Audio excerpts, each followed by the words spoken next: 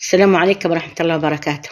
حبيباتي حبايبي الغاليين، إن شاء الله ديما تكونوا بخير وبصحة والسلامة. نبي نقدم لكم اليوم السلطة الليبية، والله هي الشرمولة. هذا هي الشرمولة والسلطة الليبية، هذه طبعا كانت متورثينها من أجدادنا. يا اما نديروها بالثوم والطماطم والفلفل المبطط والزيت الزيتون، او بالخيار وبالبصل وبالطماطم.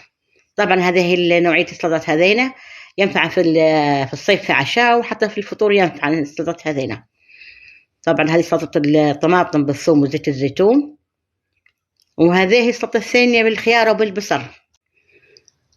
طبعا هني طبعا طماطم وخيار وبصل وفلفل، طبعا ينفع. طبعا هذه شرمولة الثوم والطماطم والثوم والفلفل زيت زيتون. طبعا هذه هي طماطم وخيار وبصل، اي بصل حويلة وبصل خضر، اي نوعية بصل. هذا ينفع في عشاء صيفي، وحتى فطور ينفع. ان شاء الله يعجبكم سلطتنا هذه، وكل مرة نوريكم نوعية سلطة من سلطتنا، من السلطات الليبية. ان شاء الله يعجبكم السلطات هذين يعجبانكم، وان شاء الله تكونوا بصحة وخير وسلامة. ما تنسوش تشتركوا في القناة، ما تنسوش تفعيل جرس التنبيه والاعجاب. والسلام عليكم.